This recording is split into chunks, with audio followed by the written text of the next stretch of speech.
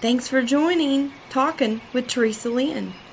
This is my virtual porch swing. You are always welcome, loved, and free to be you on my swing. Let's settle in, relax, and enjoy this episode. I have special guest Naomi Anderson with me. Naomi, say hello. Hello. I'm excited to be with you. Oh, thank you. We're so glad to have you. And I'm a little ADD, so if I talk over Naomi, just ignore me, forget about it. It happens. She's pretty graceful with it. I suffer too. It's okay. Yeah, and most of your friends are, because that's just the thing with us. Yeah. So Naomi and I went to the same high school, and she was more of an introvert back in those days. And I think I'm taking that spot now as we get a little bit older. And through the years, we would see each other every fall. A friend of ours would have like a harvest party. We'd see each other that night, and other random times we might run into one another. Yep. And finally, I guess maybe a couple years ago, I saw her at Kroger. We both needed ice cream. Yes. And so since then, we've kept in touch. We actually live kind of in the same community. Yeah, we do, which is nice. But what's our excuse for not seeing each other now? We have no excuse, really. No, it is life. It's life. That's our excuse. In my introvert stage. Yeah. It happens. It's real. Yeah. It's very real. So one thing that I wanted to do with my porch swing, because this podcast is my virtual porch swing, is have people over. Because what fun is a porch swing if you're always by yourself, right? That's true. And just for those of you that don't know, I have a lot of very eclectic friends, and my people may be better than your people. I can't help it. I'm sorry. So Naomi's one of those people. So sometimes people will share their stories. Sometimes they might be mortgage brokers or realtors or lawyers or whatever. And we'll just have a chat. And so with Naomi, I'll let her tell you who she is, what her degree is in, and then we're just going to have a chat because we're friends. So Naomi, tell us about you. Oh, that sounds highly scary. Let's see. Me. I like calling myself a Renaissance redneck, but because I really enjoy reading, I'm very I love philosophy. I love religious history, things like that. But I also love to do, kind of redneck things like shoot, and I don't hunt yet, but like I like to be outdoors. I like the old ways. I really appreciate old Appalachia, how some of our folks grew up. It's lost almost now. Yeah. Steal that Renaissance redneck. Someone stole it. Heard that. I like it. Renaissance redneck. Yeah. We left Union County. It didn't leave us. It never really leaves you, honestly, because it's a state of being. And some people are trying to run away from it, and some people are trying to get back to it. I know I am personally. Yeah, it's part of who we are. Yeah, it is. And the Appalachia is like, it's beautiful. Why wouldn't we be proud of that? It is. And it's a culture to itself, really. Country, like, they caught on, and they can stop. We love y'all, but man, it's okay if you don't want to live with us. Yeah. Well, I've got my husband, he's got a friend who they're selling their house in Knoxville to move to Manchester. I don't know if you've ever been down that way. It's pretty far out, it's pretty rural. And the friend was telling my husband, he's like, yeah, real estate even there is booming because so many people are moving to our state right now, which is fine. They're all looking for a better way of life. That could go into a whole other conversation. Okay, we're going to leave the politics out of it. Yeah, exactly. So tell us a little bit more about you. So we know you grew up in Union County. Yes. Well, maybe we didn't know that, but we know that now because I just said it. Now we know. I'm actually really kind of a private person. I don't like to divulge a lot about myself, but I've got my master's in business administration from University of Tennessee at Haslam College of Business. My Bachelor of Science in Nursing is from University of Tennessee College of Nursing. And then way back, my associate's degree came from Roane State Community College. So we could say go Vols and be for real. Yeah, because before Roane State, I even spent 4 years at UT, just aimless, had no clue what I was doing. That's a normal thing that you do when you're 18, I think, though. Of course, it's normal for me. Yeah, it's still normal for me. I still don't know what I want to do when I grow up. I have no idea. Idea. And for those of you that don't know, she won't say it, but she's one of the smartest people I know. And I do know a lot of smart people. You know how they say, if you're the smartest person at the table to find a new table, I am never going to need a new table. I don't know. I'm good with that. I like being around people who make you think. That's one of the reasons Naomi is my guest, is her and I, we share a lot of things in common, but our perspective sometimes is very different. And that's okay. And so I'm going to ask her some questions. Maybe she wasn't always already prepared for, because we never know. But that's all right. So first question, Naomi, what is the best book you've read lately? So I have this very annoying habit of reading about 5 books at the same time. That's the ADD. Yeah, it is. It is. So what am I reading right now? I picked up a book. I've got to look at it because I downloaded it and I bought it. I bought the hard copy. So I have to look and see what it is. It's called Inner Engineering. And it is by a fella named, I'm going to spell it, Sadhguru. I'm just going to go with your spelling. Yeah. He's Indian. And he just has an interesting perspective on just spirituality overall. Now, I haven't finished that one, of course. Why would I finish? And my a book that I've read and listened to several times is Can't Hurt Me by David Goggins. That's one of my favorites. Awesome. Yeah. So Can't Hurt Me, right? Can't Hurt Me. Yeah. Okay. Because I always keep a list of the books you tell me to read because, I have quite a few. I'm going to read them. I even started Anna Karenina because I thought, when Russia invaded the Ukraine, I was like, I'm curious, what was the history back then? I'm such a mess. You do this. I lose books. So, oh yeah, I've had this book. I think his last name was Papov, maybe. He was a pastor, I believe, in Russia before the Cold War. Yeah. Yeah, and it was in prison, and it was a really great story. That half of it that I read before I got distracted and lost the book.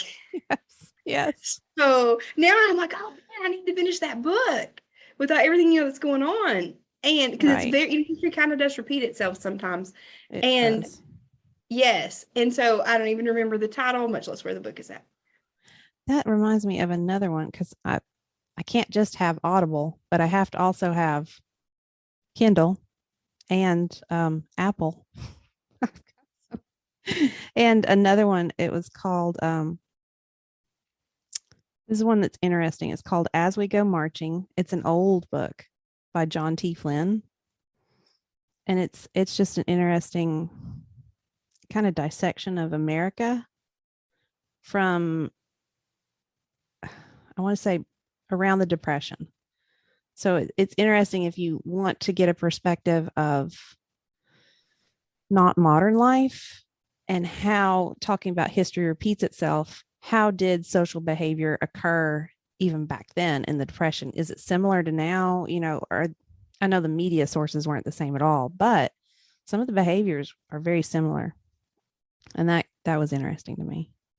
And sometimes it's an easy thing to repeat your history when you don't know what your history was. It is. And you said an interesting thing too. So when you were talking about the first author, the Indian guy, and the inner engineering. Yep. And his perspective on spirituality. So let's just go there. Okay, let's do it. Let's go. Okay. So in theology, maybe some of the things where you and I might differ. We don't know. We've never really debated it or talked about it a lot. Well, My sister has a lot of different thoughts on spirituality and religion and our faith. And she does believe in God, but she also believes in some other things that a lot of mainstream Christians don't. right. So there's a big debate right now about corporate church and whether that's a good thing or whether now I was raised in church. I was churched, as we say. Yep. I love corporate church. It never occurred to me that it was, and I know there's always somebody who's like, I got hurt in that church. I know Yeah. there's that, Yeah. but I never imagined that there was people who had a traumatic feeling attached to church or stress or anxiety because I love it. That's my safe, happy go-to Right. thing. Right. And I was in a class with she actually worked for a publishing company, a fitness class with her, and she said that corporate worship was terrifying for her because she's very introverted, Yeah. and it requires you almost, she's like, it was designed for extroverts. That's an And I've interesting never heard it take. from that perspective because there's Yeah. so much, you want to go to a group and we want you to engage. And do you want to be in the choir? And, do you want to come up and pray? Do you want to be prayed with? I never really thought about it like that. But if I got to Yeah. get up and speak to 10,000 people, yeah, cool with that. Hmm. And maybe that's not so much a fun thing for other people. It, I'm of two minds. I really am, as most things. Um, I came from a background where both my parents um consciously chose not to go to church. Like that was their decision. They didn't raise us in the church. Consciously, I know now that was their decision. So when I was like middle school age, I had a friend that would go to a very large church not far from where I lived. And I would go with her like to vacation Bible school, Sunday school, service. And because I'm so curious, I wanted to learn. I was like, so what's this all about? What is this? And then I saw that I could understand how some people get very disenfranchised with religion because I'm very much someone who can sense whether or not something's genuine, whether or not it's real. Almost, I probably shouldn't trust it as much, but so even though I liked going to the church, I could understand how people get disenfranchised with it. My friend actually had a bad experience from that big congregation, but I've tried small, washed in the blood churches. I've tried little itty bitty churches, and I go to a larger church now. It would be, I don't know if it would be considered a corporate church. I kind of do consider it a corporate church because has a large congregation. I like it because if I want to be anonymous, I absolutely can. If I don't want to get involved, I don't have to. And I don't feel a lot of pressure myself. Whereas like at a smaller church, you do have an awareness that there are eyes on you, people are watching, and knowing what I know about human nature, somebody's always going to have a judgment of some sort, And I judge myself enough. I really don't need anybody else to step into that role for sure. No, that's excellent insight because you're right. There is very different, and I love all churches, big, small, whatever. I love being able to go to church. I think there's a song out about it now, and I think it came out right around the time of COVID. And I'm like, um, but it is a different culture. If you're going to a Mhm. really small, medium, and large, they're very different. And when you start talking about the mega churches and the large congregations, and it is an event. It is. It And is. I've been in the mega church for quite a few years now. I love it, but I love the Washington the blood churches. I love Yeah. them all. And Yeah. you're right, there aren't, and they say at my church there are no perfect churches because there are no perfect people. Yep. And that's true. And people are going to be people. And I think they get hurt when they lose sight of, we come there to worship Jesus, not each other, not the Right. leaders, not the pastors, not, it's Jesus that we worship. Yeah. And I think a lot of people lose sight that Jesus gives us an answer. He gives us what could be a very clear, simple path. Love others, do the right thing, honor God, honor Jesus, honor these things. And we are the ones that mess all this up. It's actually a pretty simple message. Just share and spread love. But we get in the debate of who's right, who's wrong. Oh, yeah. Oh, Like, can you drink? Can you not? Can you, like, I think we get into a lot of legalism with our worship. And I think that's where I first saw that, especially because if you do take a minute to study the Bible, the Old Testament, what it talks about, that covenant is completely different than the New Testament. And a lot of people still use the Old Testament to justify their judgment of others. And I made a decision, and now other people can do whatever they want. But I made a decision that I'm going to follow the New Testament covenant. I'm going to follow what Jesus taught as much as I can. I'm not perfect, but, and it's kind of, for some people, it would be an inappropriate statement, but he did hang out with the not most desirable people. He wasn't hanging out with CEOs. He wasn't hanging out with the most virtuous. He was a prostitute and a tax collector in his group. I want to say that, but he hung out with thieves and prostitutes. So, he wasn't hanging out with these people that, like, we have a vision of ourselves in our mind. I feel like we have this mental vision. And so we try to associate with people that affirm that vision. And I think that's why I hang out with smart people. That's a good idea. Maybe I should quit hiding and start hanging out with more smart people myself. But it's just, I think we're doing this to ourselves. We're putting a lot of this expectation of the perfect person on ourselves. And there, like you said, no perfect person, no perfect churches.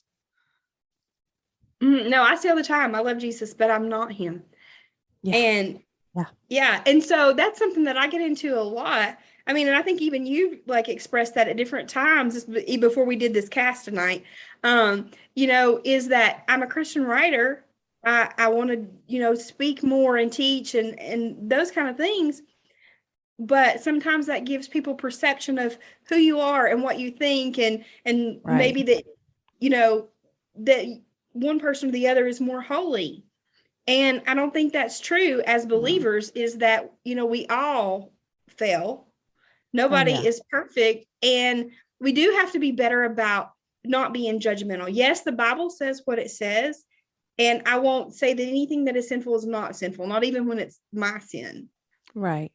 But that doesn't excuse us from loving people, even if they choose a lifestyle that doesn't go along with our faith.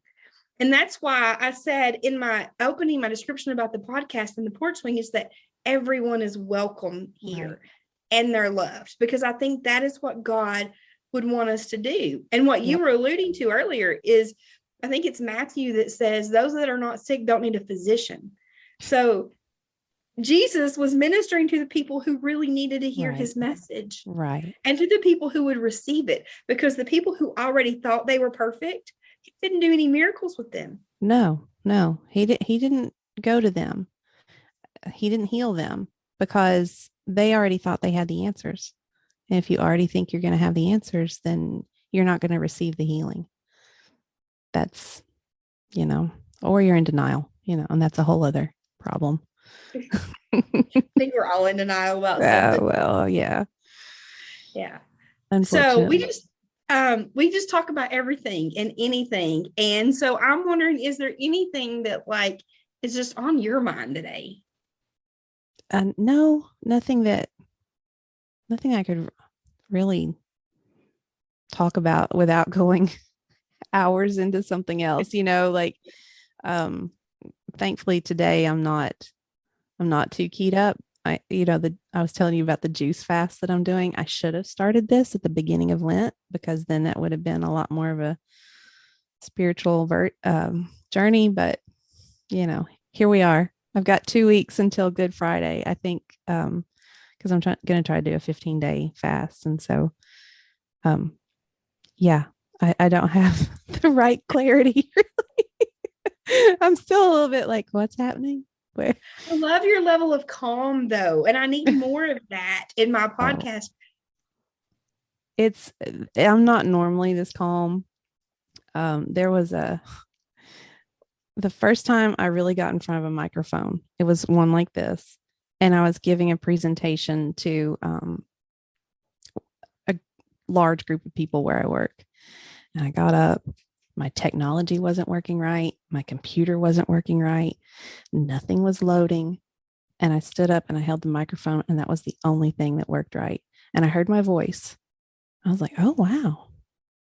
Okay. I like this. I like, the modulation, because when I'm talking normally, no, I don't I don't sound this calm. Well, you do great. And you know that I've always loved your voice, and I think you're going to be great on Audible or whatever you do. But it is interesting how that works out. I'm getting used to video. I don't really like it. Yes. I'd love to be on the radio though. I could see that. I don't have a face for camera, I getting older, it's costing more money to kind of keep up what's happening. you know? Don't know how long I can keep doing the. We don't have to be 20. God called us to do some things, and we can, Yep. we don't have to look like we're on the cover of Cosmo. Oh, well, that's good because I'm not there and I'm not going to be there. It's totally fine. No, but you look, and the shirt is perfect for tonight. Yes. Well, See grunt that? style. I have to give them props for that. Yeah. So I love having you on. We're going to have some more friendly little conversations. So in your work, and I'm going to ask this of all the professionals that I invite to my porch swing, because if you've got friends that are professionals and they're sitting on your back porch, you got to ask them the pressing questions, right? True. I still don't realize I'm a professional. So that might skew my answer. Your education says so. Well, I've learned that doesn't matter for much either. So that's all good though. But so in nursing, because you're doing a juice fast, you completed your nursing degree. You also manage in that realm, I think. I do. Yeah. Okay. So is there any advice that you would have for the rest of us when we're dealing with the medical field? That's a very good question. I was helping teach a CPR course probably a month or two ago. And one of the people spoke up and they said, well, what if the nurse says this? Or it was like a what if a health professional tells you to do this kind of question. And I said, don't always trust what a medical professional is going to tell you. And they kind of looked at me with an upraised brow, looking at me like, well, I do trust you. I was like, it's good. It's almost like a buyer beware kind of thing. And I feel like patient heal thyself. Really, patient heal thyself, especially right now. Our food is it is not the same food we ate 30 and 40 years ago. It's just not. It's processed. And I was not, believe me, I am not a big anti large agriculture. That's not at all who I am, but I do think that it is hurting us. If we're saying GMO, I was anti-GMO, probably still am. But anyway, go ahead. But I do think that a lot of our problems can be healed with knowing what foods don't help us, and that this is our temple. I don't treat it like a temple, believe me, I don't. But I think of it like a vessel. Like we have a boat on the water, and this body is our boat. It's our vessel. And if you're constantly running into rocks or you've got barnacles or who knows what you're running into, or you're just not treating that boat right, eventually it'll sink. And it might be sinking before your soul is ready for that vessel to be done. And that's how I look at it. I think of your mind as like the navigator, the captain. And I think of the vessel, and your soul's kind of like, okay, I'm here for a journey, but sometimes my mind, my navigator, will take me places it does not need to go. And this poor boat, it has to suffer. But that's how I look at it. I like that. And so I think what you're saying is trust your instincts. If a medical professional tells you something and you don't feel good about it, ask another one. Pray about it. Yes, yes. And I'm a huge advocate for patient rights because a lot of patients don't recognize, like when they step into that doctor's office or they step into the hospital, you have rights. There's been laws set aside many, many years ago to protect your rights. And I think that I try to advocate a lot for patients, especially when I was in the hospital setting. I really did. And now Well, too. think that is wonderful advice. So thank you for sharing with us on a professional side too. Oh, yes, thank you.